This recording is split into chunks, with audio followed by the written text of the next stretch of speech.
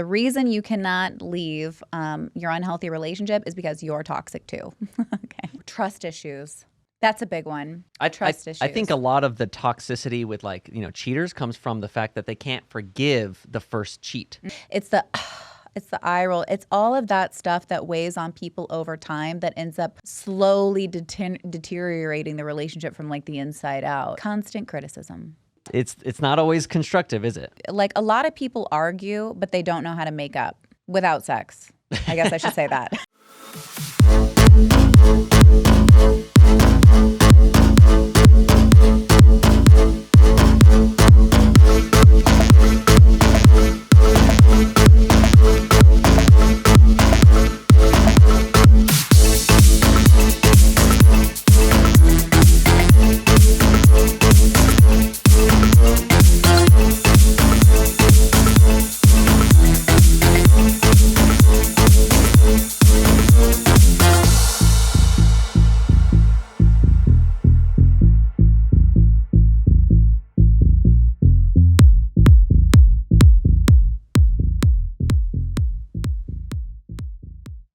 Hello, everybody, and welcome back to another episode of Pink Pill. I'm your host, Jamie Lynn, and I'm here with my engineer, Travis. Travis, you're going to be kind of chiming in today. Welcome. Hi there. What's going on? Oh, there we are. There hey you guys. are. I set up the camera today for you so you could have someone to talk to. I like much prefer. I feel like, don't you guys want to see like who's behind the scenes and stuff like that? Let them decide. I know. Who's the hottest engineer? Ready? This is Travis. The other engineers will show their face eventually. We'll put them all on here at some point. But we have a really interesting topic today. So you guys know, for those of you that don't know, I am a marriage and family therapist, and I get a lot of people asking me for relationship advice. And I've had a lot of people express their frustration to me about why people can't leave unhealthy relationships or their abusive partner. And I thought, you know what, why don't I just do a video about why it's difficult for people to leave like unhealthy relationships? Because, you know, I think from the outside looking in, people get really bad advice when it comes to stuff like this and like, well, just leave. I don't understand why you just don't leave. Well, it's not always that simple. There are a lot of mechanics that are working behind the scenes that keep people in unhealthy situations. And I'm going to be going over a few of those things. But first, I thought we should kind of clarify what an unhealthy or toxic relationship is. What do you think toxic looks like, Trav? I feel like when goals are misaligned, but they're lying to each other about those goals. Okay, so they're aligned, sure. Okay, so that could be a sign of like, well, could it be toxic or could just be not right for each other? I think those are the Venn diagram crosses on those two things, but I don't think all misaligned goals are toxic. So maybe that's not. Okay, well, I see where you're going with that. Well, maybe it becomes really toxic when somebody tries to put you into that box, right? Yeah, or like tries to manipulate you to align with their goals, for example. Okay, yeah. I think that would definitely count as toxic. So just for clarity's sake, like a few things that make relationships toxic are power and control dynamics. So when somebody's kind of removing your freedom, when somebody's putting their will over you, when somebody isn't respecting your boundaries, this is kind of another one that makes relationships really toxic that might not seem really toxic is a lack of communication or poor communication skills. If you don't have that, that's the foundation of a healthy relationship is communication and conflict resolution. If you don't have those things, you're going to be arguing, you're going to be fighting, and good luck trying to resolve, God forbid you actually have a problem, or a disagreement over something like financially or children, and if you don't know how to communicate, those things are just going to blow up in your face. So I think those things, trust issues. That's a big one. Trust issues. I think a lot of the toxicity with cheaters comes from the fact that they can't forgive the first cheat, right? That's where it gets toxic. The person just made whatever decision they made. They should have either left or forgave. Those are only two options. Man, I cannot tell you how much I agree with that. You're 100% correct. A lot of because what happens is there's a lot of bitterness and resentment. And then, and that will be the thing that actually destroys the relationship, not the initial cheat. you know? Yeah, it's not. It's like they say, it's not the cheating, it's the lying kind of thing. Yeah, so Mm-hmm. it's like, oh, stop lying that you were sorry. You did it on purpose. You called the escort over. You had every chance to not do it, but then you're not changing, of course. I know. Well, they say that the best apology is a changed behavior, you know, and I really agree with that. But I also think that with trust issues, there's a big difference because with that comes a lot of insecurity. But I kind of look at insecurity two ways. Like, there's a big difference between somebody doing something to create insecurity in the relationship versus somebody coming into the relationship with relationship insecurities. Big difference in how you kind of work through those things. But either way, you have to have healing in that area or else it can become very, very toxic. Here's another one is constant criticism. It's not always constructive, is it? Well, constant criticism, like I guess like put downs in the sense or like belittling. But it's the slow cuts that really end marriages. It's the slow cuts that really end relationships. It's the eye roll. It's all of that stuff that weighs on people over time that ends up slowly deteriorating the relationship from like the inside out, you know? I It's completely agree. I think it always starts innocently too. It's yeah. almost like, hey, can you do a quick, like my girlfriend? I'm gonna use my girlfriend as an Okay. example. Don't get mad at me. She might watch this. Like she would like, hey, can you go fill up my water bottle? And like, it's funny sometimes to go like, oh, Yeah. right. But like, I'm not really mad. Okay, I'm a little inconvenienced because I'm all cozy in bed or whatever. But like that actually, like if I kept doing that every time, like even though I'm joking, it weighs on us. And Absolutely. then the reverse happens too, where like, I ask her to do something, she does it. I've had to pretty much with no malintent just be like, let's just stop pretending to be mad at each other. It's not good to just Yeah. pretend to be mad because then it manifests itself as like actual emotions back. No, that's so dead on, you know. I think we have to be kind of aware of these things. Another really good thing to kind of pay attention to that I don't really hear people talk about is personal space. People have to have autonomy in relationships, and if you're just on each other, if you don't have an identity outside of that relationship, you are in big trouble. You are in big trouble. And again, that can kind of, I guess, lead into maybe a lack of trust too. Like you don't want to create separation with your partner because you're worried about them doing something. So I guess those two can go, kind of hand in hand. So those are some things. I'm trying to think of anything else. Ooh, this kind of goes with your point, Trav. Unforgiveness is unresolved conflicts. Yeah, you got to resolve it. Yeah, like if like a lot of people argue, but they don't know how to make up without sex. I guess I should say that. And at that point, you're just ignoring. You're just You're just doing kind something else. of you're just burying it under the covers. I'm on a roll today. Let's go. But you have to learn how to resolve conflicts, and resolve conflicts means that you're coming to a decision that you're both comfortable with, not like I made a concession, I'm still not happy with it. And then, a disregard for your boundaries. So that means you're setting boundaries and somebody continues to disrespect them. A lot of people will set boundaries and they're like, but I'm setting boundaries and this person's not doing anything. And then they try to control the other person's behavior. And I say, no, no, no, no, no. That's your answer. Like, pay attention to how they're responding to your boundary setting. They don't have to like your boundaries. And look, your boundaries might be like batshit crazy. I don't know. But nonetheless, you have to find somebody that, again, kind of aligns with you, the way that you want to live and how you want to be treated in a relationship. Otherwise, it gets really, really unhealthy. So those are just kind of, one more thing, emotional support. The lack of emotional support is a big one, okay? Especially, I want to say for men and women, but women definitely need this in relationships. It's not enough to just have this provider protector thing that I hear a lot. Women need emotional support, and so do men. So how I approach this with my girlfriend is when she starts like, I say complaining, ranting to me about her day or something's wrong, she's not fulfilled in some way. I ask her, do you want me to listen or do you want me to help? Ooh, I like that. And most times it's just listen. If she wants me to do something, she'll just ask, hey, can you help me do this? She wouldn't just start talking. But I have this like, all men have it, I think, is like a problem-solving mindset. We're just like, we need to fix it, right? And that's never the approach. Well, it's so true because men and women are wired completely differently, and when women are expressing a problem, what they're looking for is understanding. Like, that's the main thing, is just, do you hear what I'm saying and do you understand what I'm saying?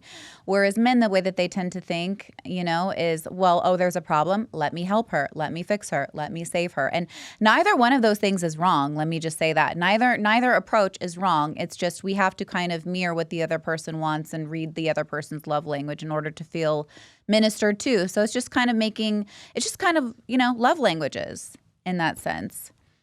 Okay, so those are some things that I think I want people to pay attention to when I'm talking about toxic or unhealthy relationships. I think these terms are really kind of overused and misused, but these are some key components that I want you to pay attention to because they are indicative of a relationship failing, a relationship being unsuccessful, and a relationship that is incredibly toxic or unhealthy. Now, let's get into the meat of it. Let's talk about why people don't leave relationships like this, okay?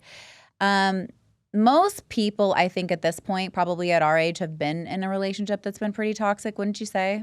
I think it's like a, what do they call it? Like not a coming of age, but like a rite of passage. Rite of passage. Yeah. Like it's almost, you have to have somebody who just does not align to know what you really want. Do you feel like this is the universe kind of teaching people a lesson, like a step into like your power kind of thing? Like, hey, you have to overcome this in order to grow.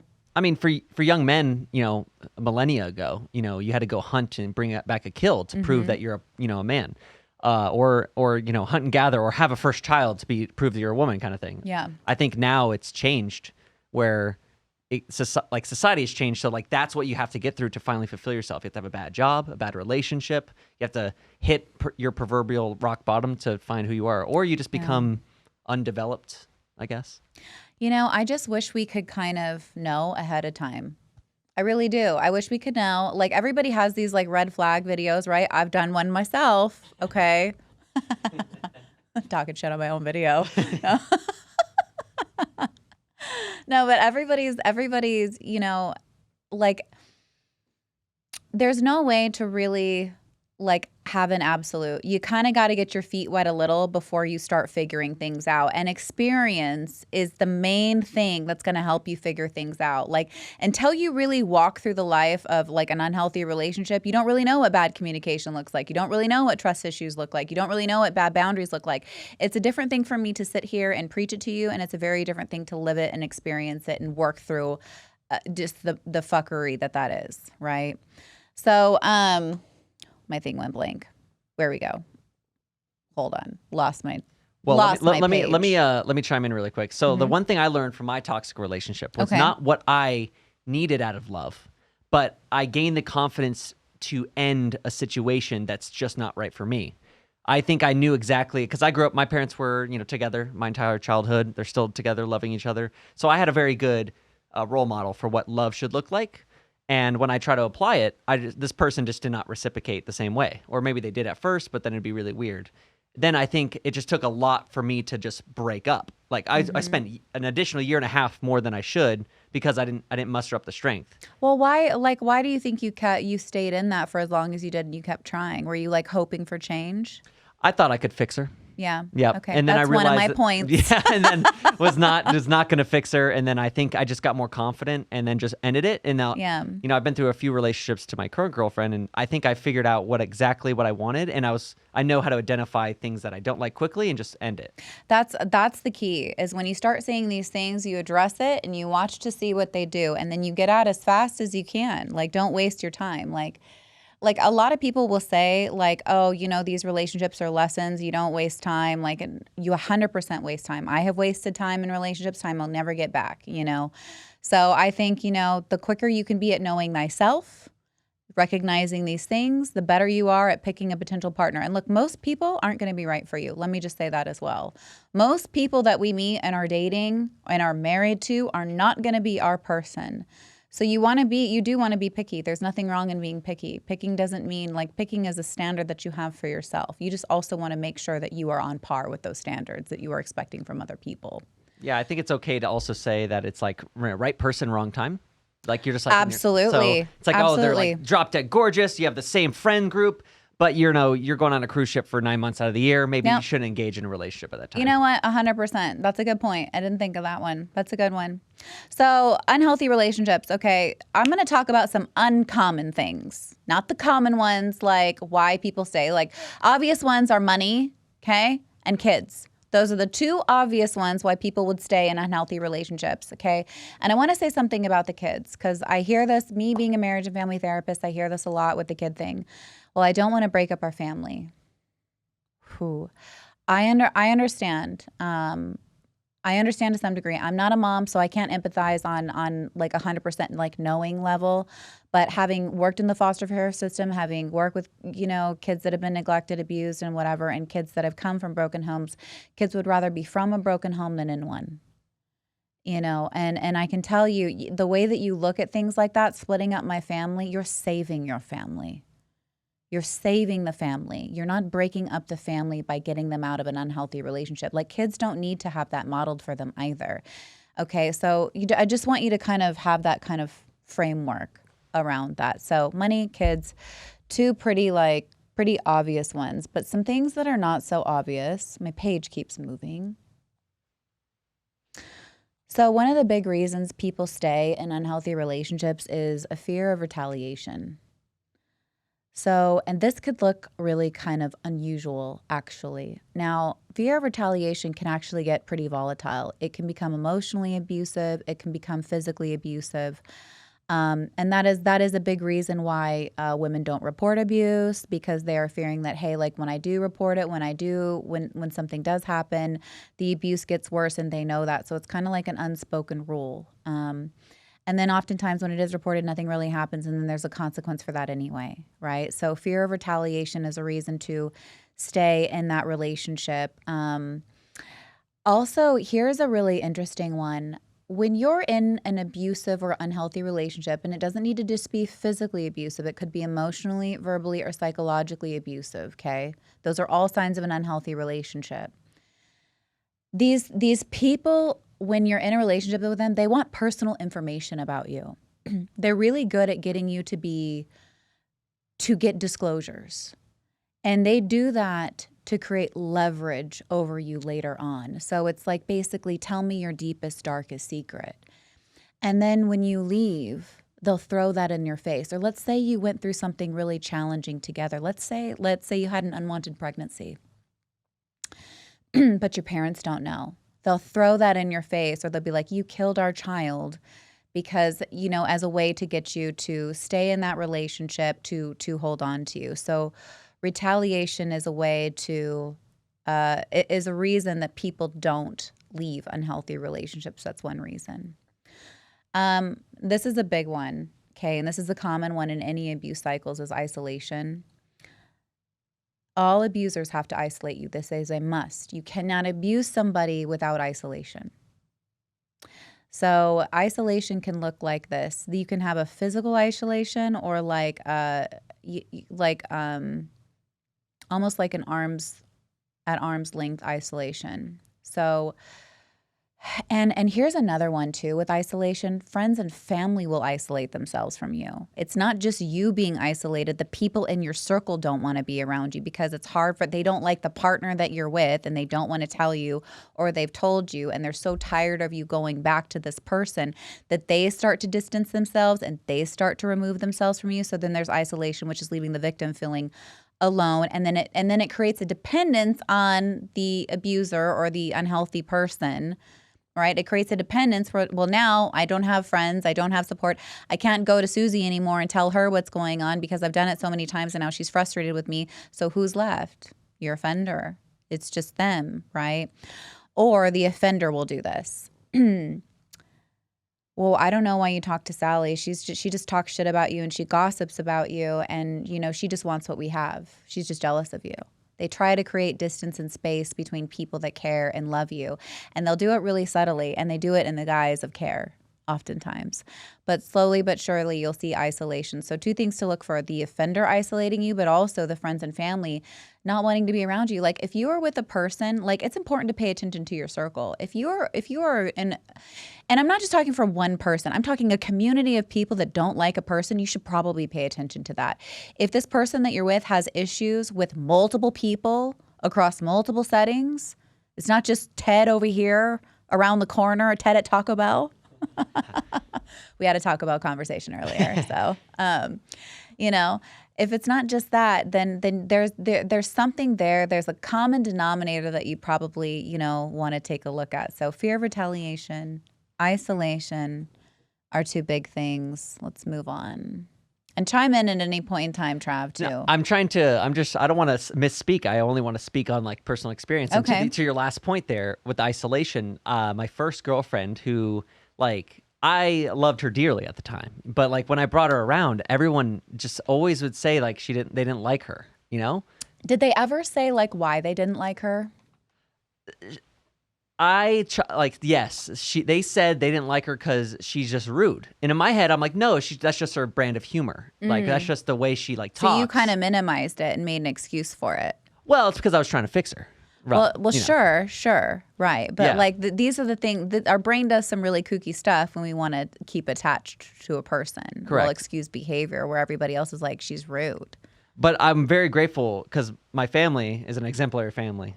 Not to boast to everyone watching, but they kept me around and they dealt with her. Wow. Like to the point where like after like we finally ended, I was a miserable wreck, and everyone's just like, "Thank God!" Like we were waiting for you to see the light. Like you can bring a horse to water, you can't make him drink. And their goal was not to like ruin my happiness, because when we were together and I wasn't depressed all the time, like I seemed very happy and fulfilled, and no longer a virgin, which was a very important part for me as a young man. But like without their support, if they gave up on me and like I moved out with this one, I might have never noticed. I might have just deluded myself to thinking that what her actions were like correct or true or not I'm as glad, bad. I'm glad that your family was there, because it created a balance for you. Because had they been more removed, you would have had more truth there with her. You would have had more you wouldn't have had much to really kind of like pivot that off of, bounce things off of. It's when other people are kind of saying, hey, I don't think that this behavior is cool. It kind of forces you to take a look at it. That's true. And I always give now that I've gone through that situation, now that I'm like privy to kind of the signs of what I should have listened to year 1 instead of year 2.5, like as soon as I sniff, these things in other relationships, and this is probably a bad thing, I'm like, you should end it. And they're like, oh, but we've been together for 4 years. I'm like, yeah, but it's not working It's out. the Obviously. time. Yeah, you haven't forgiven them. You know why people do that? It's because they want a return on their investment. That's why. It's a business move. Okay. They're like, I put all this work into her. And then you know what else people will do too? They'll be like, I don't want somebody else reaping the benefits of what I had to pay for. Right? I had to teach him, or I had to teach her, and I don't want somebody else reaping the benefits of what I had to teach them.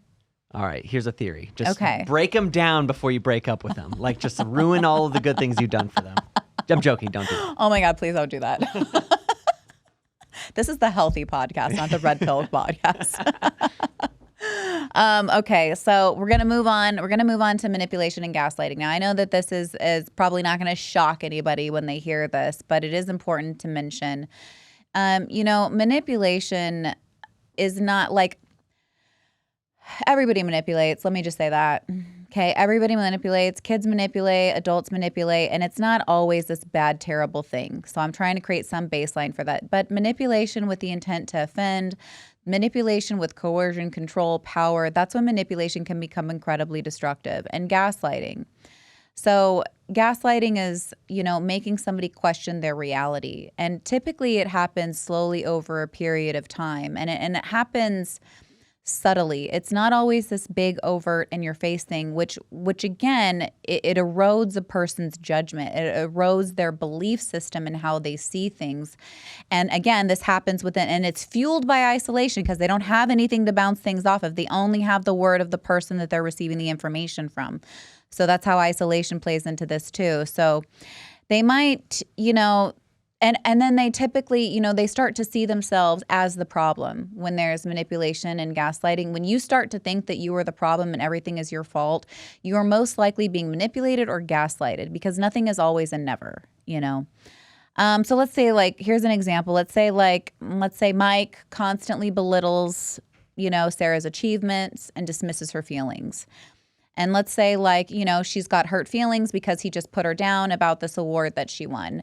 And she's like, it really hurt my feelings, when you did this and this and this. And let's just say, Mike denies any kind of wrongdoing. And he's like, you're just being really sensitive right now. I think you're overreacting. I didn't do that. Little tiny things like that is how gaslighting starts to form. And then pretty soon, when Sarah cries or she has an emotion, she's crazy and emotionally out of control, when really it's a normal, appropriate emotion, right? So that's what gaslighting can look like. Let's see. Gaslighting, manipulation. I keep losing my place on this thing. Low self-esteem is a big one. Okay, we settle for what we think we're worth. Let me just say that, okay? I hear this all the time from people, and I'm going to put it in my book. Women come to me all the time. Men do it too, but mainly women. And they're like, why do I keep attracting this guy? I've been dating this guy. Like, I broke up with this guy, and then I date the same guy. I broke up with a cheater. I'm dating another cheater. I broke up with a narcissist. I'm dating another narcissist. I'm dating somebody just like my dad, right? I have a red flag over my head. Tell me what's wrong with me, right? And I'm like, oh, nothing's wrong with you. It's just what you're entertaining, because that dude did the same thing to you and a healthy woman, but that healthy woman didn't entertain it because she was like, fuck that, no way. And you were like, I'll give it a go. And that's the difference. That's the harsh reality of this. These people will pick anybody. It's just what you entertain that you have to look for. And what you entertain is often a reflection of how you feel about yourself. Now, I'm not saying that it is your fault when bad things happen to you or when you experience abuse or something like that. But we do have a responsibility unto ourselves to teach people how to treat us and to walk away from things that do not serve us. Okay, that is our ownership in these relationship patterns that we have to break. And when people don't have good relationships with themselves, they don't feel like they deserve to be treated better, or they don't have anything else to compare it to. So those things make me really sad to see. But and look, don't look at appearance, because a lot of people look really good. A lot of people look really confident.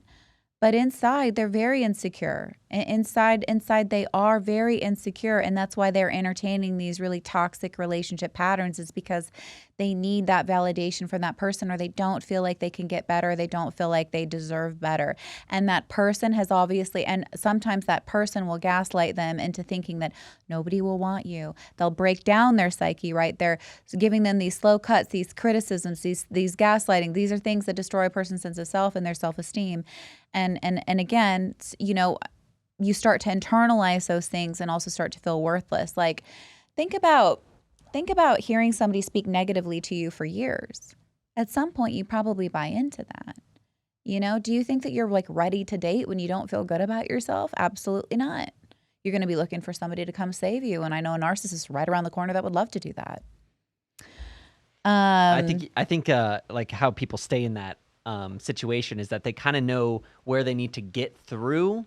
They're like used to the pain. So to get to like the easy parts of the relationship, it's almost like how there's ebbs and flows, but their ebbs and flows are like massive ebbs, and then it's flow for a while. So that they instead of exiting, they just kind of like, oh, if I just get through this torment, I know that there's a valley on the other side that. So that's really interesting that you brought up. I'm actually going to get to that in a minute. What you're describing is a cycle of abuse. Which is a reason people stay. But I'm going to really break down the nitty gritty of what that is. Excited. All yeah, right. I'm going to get down. This is my bread and butter right here. I love this stuff. Okay. I don't really want to get too much into financial dependence. But look, like if you don't have, if you don't have a sense of your own money, if you don't have a way to take care of yourself, you're not able to set boundaries, and a person can really run your life. Okay. So I think that's a pretty obvious one. I don't want to spend too much on that time on that because I want to talk about the, unique ones. Okay. This one is probably one of my favorites that when I work with clients, I talk to them about all the time, and it's hope. It's hope. It's the hope for change. I always say hope is deadly when you're dealing with people that are unhealthy or abusive. And this is kind of playing to your point a little bit, Travis. Like the cycle of abuse starts off like all unhealthy relationships follow an abuse pattern, which today is not a video about that, but watch my video on narcissism and you'll get a fix for what that is. Um, I always say that this is one of the most dangerous phases in the cycle of abuse because it's what keeps people there. Because when you're initially meeting this person, they're not doing these machinations. You're not perceiving the manipulations. You're not perceiving any abuse control. What you're seeing is, this is my knight in shining armor. This is the person of my dreams. Wow, like, oh my God, this is the man that I prayed for. Like all my needs are being met, right? But really what you're seeing is an image and an illusion. You're just, and that can only be maintained temporarily. There's not like, this is not the real person. All this is an image and a projection of something that they want you to buy into. But the trouble is that people on the receiving end of this think that's the true self. It's not. That is the false. That is the illusion. The abuse cycle, that's the true self. Unfortunately, oh, but he's so nice. Oh, but he's so this. Oh, but she did this for me. Oh, we used to have sex all the time. Oh, this, oh, this. Well, even Ted Bundy knew how to open doors for women, okay? Everybody can act nice, okay? Everybody can act nice, okay? What you need to pay attention to is, again, what is like what are the norms here? Like, are they doing this more often than not? Like, are you being dismissed? Can you resolve conflict? You've got to go back to these things. Um, People will hold on to these relationships in the hope that this person can change, right? And I do believe that people can change, but I don't think you need to stick it out with them while they're changing. And that's probably where I differ from a lot of other people, okay? Especially not if the relationship is physically abusive. I don't think you need to just hang in there. I think you should get the fuck out, okay? And let them change on their own. And then they've got to kind of prove to you that over a period of time that there is real change and there is real hope, okay?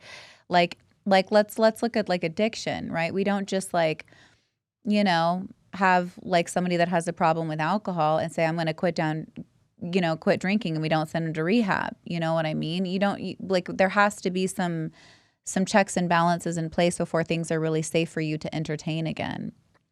And let me say this too. All toxic relationships have periods where things are good, have periods where things are smooth and nice. And so a common thing that I hear people say is, oh, but we're doing so good now. Well, that is actually part of the abuse cycle, unfortunately, is when things are good, when there's no distress and things are great again. It's called the honeymoon phase of the cycle of abuse. Google it.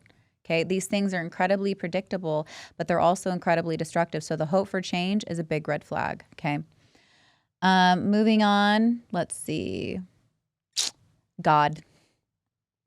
God is one. God was probably mine. Probably the big reason I stayed. Yeah. Yeah, I thought I was going to go to hell. Let's talk about like cultural or religious influences, okay? Because I think that is a reason that people stay in unhealthy relationships. Like societal expectations for women, it's better to be married. Women feel like they have more value when they're married. You don't, but that is a message that is pushed, especially in the red pill community. It's just like, oh, well, you're single. Oh, nobody wanted to wife you up. Oh, you must be horrible, right? So it's like, you don't want to leave these, partners with feeling like your status could go down or feeling like you could be undesirable. So that's the reason that people stay. God's going to save my marriage. He's going to church. He's found God, right? Divorce is sinful. Divorce is bad. That was definitely one that I think I really struggled with. I was really conflicted on this one because I was being left and I was like, oh my God, but divorce is this. And I didn't have any kind of reference or spiritual advisor that could tell me that, one, recognize that I was in something that was not very healthy, but two, could kind of balance that thought perspective out for me. And what I kind of came to was this, like, if you are a spiritual person, okay, and if God is possibly a reason you're staying in something that isn't healthy, I want to put this out there to you. If marriage is a reflection of God and God is love, does your marriage actually represent love? Does it feel loving? Does it feel safe? Does it feel peaceful? If it doesn't have those things, then then that's not something that is honoring God. And again, kind of like the children example, like I couldn't see a loving God wanting any of his children that he loves so much to be in a relationship that is hurtful, to be in a relationship that could cause emotional distress, psychological harm, or physical harm. I couldn't see a loving God supporting a relationship like that. So I just, it's something to consider. I know not everybody watching this is spiritual, but it's one of the reasons that, people stay in it. So something to consider, okay? This one, a lot of people hear, but a lot of people don't know what it is, really. It's trauma bonding. Okay, and I want you to look at trauma bonding like this. Like, unhealthy relationships are addictions. They are addictive in nature. And the big reason why is because of trauma bonding. And trauma bonding is I don't know when I'm getting punished and I don't know when I'm getting a reward. That's an intermittent reinforcement schedule. That's what Vegas has in their slot machines, right? That's why it's like boom, boom, boom, got their little charms and their little like things that they do. Yeah. Jackpot. Yeah. And it works so well. Okay. It's an addictive reinforcement schedule. And that's what unhealthy relationships are. It's chaos and then it's peace. It's love and then it's hate. And what this does is you go through these crazy highs and lows with your partner, which releases chemical hormones, bonding agents, that connect you to your partner. And I want to say this too, trauma bonds are stronger than love bonds. That is why it is so hard to end these relationships. When you have a trauma bond with somebody, let me tell you the fun things your brain will do. It will say and do whatever it takes to keep you addicted to that source. I want you to look at your abusive partner or your unhealthy partner as heroin. Look at them like an addictive substance, like alcohol, like a drug. If I try to take that away from you, what is your brain going to do? What is your brain going to do? Your brain is going to be like, oh, it wasn't that bad. I could just have one. Oh, it's just a vape. It's not nicotine or, whatever it is so that I have permission to now connect to my source, which is, your unhealthy partner. And that's what makes it so challenging to break free. When you have these intense emotional highs, lows, the bond between you and them becomes incredibly strong. And it's very difficult to break free from that emotional attachment. Do you think that trauma bonding comes from that up until I would even say 100 years ago, life was pretty terrible, right? And there was no such thing as good times for most people. So trauma bonding, because the reason it's more successful at keeping people together is the idea is that you're not supposed to trauma bond over each other's dysfunctions, but the dysfunctions you're going through together. For example, my girlfriend and I are both filmmakers, which if you know anything about production, production is 12 hours of hell, multiple days a week. And it's like, we call it the trenches. Like when you're in there, you're nonstop on the move, you're going, you have brain fatigue. If you're a director, you have brain fatigue. If you're a crewman, you have physical fatigue, right? And then you end up kind of just like getting really close with everyone on set. But the moment you leave set, there's no more trauma, there's no more problem. You guys, everyone starts to kind of distance themselves. It's almost like when you're in high school, you have to deal with grades and school and all the whatever, you're trauma bonding. It's easy to relate to each other. But then the moment it's good, it's like, oh, there's nothing keeping us together anymore. You know what? I think that's a really good perspective on that. I'd kind of wonder why it's there. Like, what does it really serve? It's got to be obviously for survival in some way. And I see trauma bonding with Stockholm Syndrome as well, people being bonded to their, abusers in that way. But I like that example that you use. That's a really interesting way to think of it. A lot of people become friends over mutual hatred, over mutual love. Absolutely, that's trauma do. Bonding in a way too, as well. Oh my God, there's girls do this a lot. When let's just say have you heard of this Instagram page where it's are we dating the same guy? Yeah, I have. Trauma bonding. Trauma bonding, And I'm like, oh man, this is so toxic, But it's just as soon as they're like, oh my God, me too. Oh my God, me too. Instant friends, right? But a lot of those relationships are incredibly superficial in nature and they fizzle out just as quickly as they start. It's also a Facebook group, and I only know that because my girlfriend is or follows that Facebook group page, and I'm like, "What are you trying to do?" Is she looking for you I don't on know. there, She Travis? must be. I don't know. What is going on? That's really interesting. Okay, so trauma bonding. Okay. Guilt and shame, guys. Guilt and shame is another reason that make it really hard to leave abusive relationships. I'm kind of going to take this in a different direction, a direction that maybe you guys didn't think. And I'm going to talk a little bit about what empathic people do and why this is such a bondage for them. Empathic people, like, when you're in an unhealthy relationship and you have somebody that's highly empathic, so feels the emotions of other people, very sensitive, trying to work with you, trying to resolve conflict, trying to do these things, they're very easy to manipulate with guilt and shame. And so it makes them very hard for people like that to get out of relationships that are unhealthy, because all that person has to do is make you feel bad, and you'll stay because you'll feel like a bad person. That's all I have to do to manipulate you into staying, is just to make you feel bad. It doesn't even need to be true. But an abuser will do this. Like, let's say let's say you have a complaint and it's a valid complaint in the relationship, and it's just like, hey, I really don't like that you liked all that girl's Instagram pics, and I don't like that you slid into her DMs and you said this. Okay. And let's just say the response is this: you don't trust me? You don't trust me? Here you go again, snooping through my phone. I can't believe you had the nerve to go through my phone. I don't have any privacy here. I can't believe you did this. I did the dishes for you. I did this. I do all these things around the house. I just got you Taco Bell and da-da-da-da-da. And you had the nerve to do this. And then you start to feel bad and you're like, okay, he did buy me Taco Bell.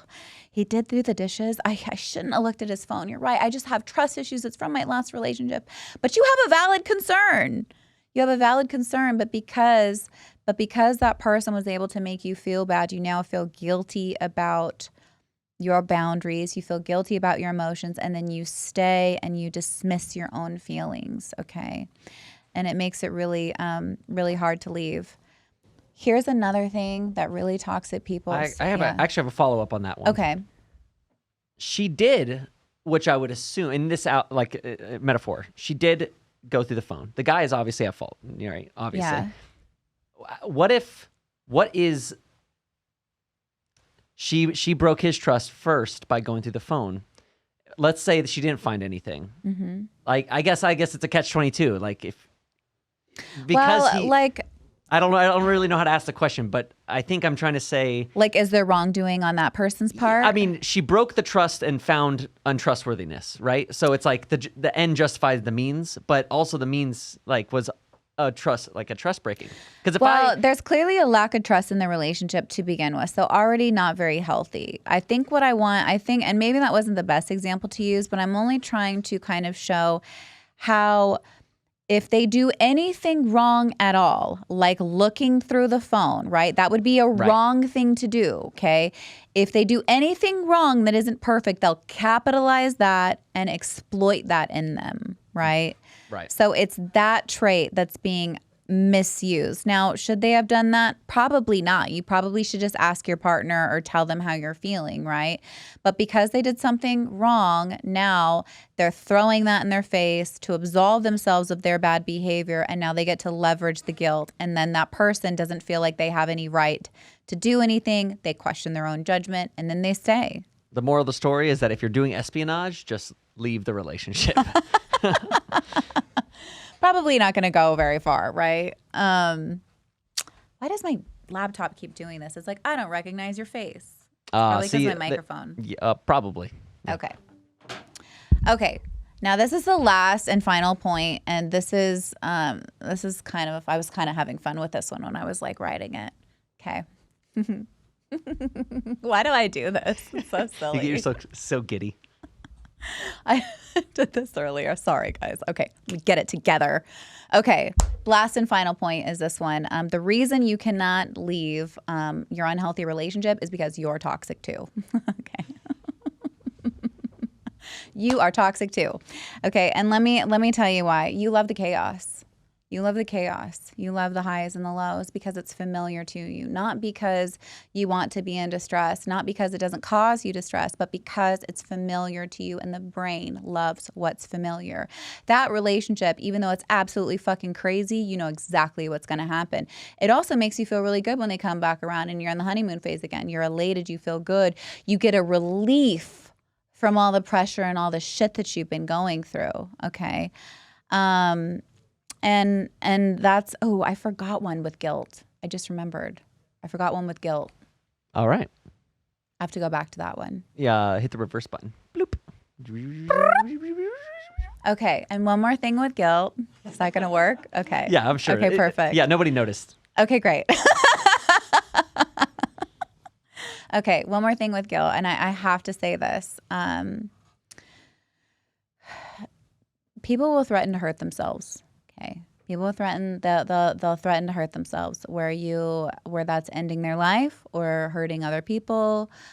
They will make you responsible for their emotional well-being, and that is a big thing that they use to guilt you into relationships. If you break up with me, I'm going to do this. Okay, so if that ever happens to anybody, which God forbid it does. You do not play around with that, guys. Even if you think it's attention seeking, even if you don't think it's serious, you need to call 911 and get support for them. And you absolutely have to report this immediately. So find out where they're at, report it. Do not try to come in and save. Let the professionals handle that. And one of two things will happen. If it is attention seeking, they're not going to do that shit again because they're going to be placed on a psychiatric hold, most likely. Okay. And if it's not, you gave them the help that they desperately need. So that's my recommendation there. Okay. Fast forwarding. You're toxic too. Okay. Got it. Yes. So you love the chaos. Like, you ever been around people, Trav, where like they're uncomfortable with peace and they're uncomfortable and they almost like create it? The drama. They have to have the drama. Yeah. I know there's a lot of friends who are notoriously single who are like that. Yeah, like I've counseled many people where they'll self-sabotage relationships, or, you know, they want the girl that's a little reckless, or, you know, because it's, or the girls that will date the guys that are emotionally unavailable. You know, it's this pattern that keeps kind of repeating, and that's because something is really kind of unfulfilled in you. But really, like, where this kind of comes from is usually starts in childhood. Some periods of abandonment, some periods where your needs were really like neglected and not being met, some periods of instability, and you learned how to survive in that. And you don't actually know how to survive or thrive when things are calm and peaceful. In fact, it's quite boring to you. So you need the rush of the highs. Again, you need that addiction. You need that adrenaline rush, okay? The tough thing about this is, again, there's a time frame around this. Now, this can go on for years, but there's no longevity here long term. And the more you stay in it, the more damaging and destruction like you will do. And if you have children, again, you just kind of teaching and repeating that cycle to them. So I have a thought on that. Yeah.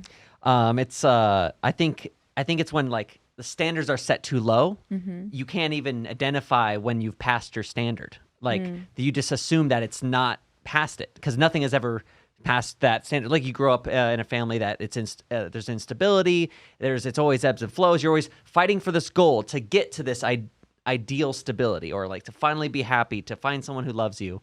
And then, but the moment like you actually get it, and you didn't have to work as hard or use the methods you've used in the past to get it, you don't believe it's true because, you know, I'm 25 years old. I've been fighting for this forever, and it just landed on my doorstep. Like, finally, a nice girl that's like treating me right. There must be something wrong. Yeah. I must have not hit that that actual bar. We've been coasting for 2 years, and it's normal. Like, what's wrong? She's cheating on me. Let me go through her. Like, then they self-sabotage. Yeah, you're 100% seen it play out that way so many times. Like, and that's why I think healing is so important, because when I talk to people that are in that point of pain or going through a breakup and they want to start dating right away, I'm like, oh my God, please don't. Please don't do that, because you might meet that perfect guy, but you won't believe it. You won't trust it because you've got so much going on because of what you've been through. And another thing is that when you grow up in like trauma, that's normal, but normal doesn't mean healthy. And you have to keep that in mind, that just because it's familiar to you doesn't mean that's healthy. And that's really kind of where I was going with this, guys. Whether it's a narcissist or a psychopath or an abusive person or an unhealthy person, what you want to pay attention to is this relationship healthy? Romantic, friendship, parent, or otherwise. If your relationships have elements of these, you really have got to prioritize your own well-being, your own mental health, and set healthy boundaries where you need to. And look, you're not going to be able to take everybody on that journey with you, but it's a lot better alone than with a bunch of chaos. Well, that about wraps it up for me today. How'd I do, Trav, on my own? I learned a lot. Did you? And you weren't alone. I was right I know. here I the whole wasn't. I know you time. were. It's so much easier when somebody's willing to piggyback things off with me. So thank you so much for No being problem. here, guys. If you are interested in getting therapy in the state, if you are in California or Nevada, I am taking a few clients, so you can slide into my DMs. And if you're interested in coaching, you can reach me there as well. I've got a few spots left for some clients. Until next time, guys, pop the pink pill.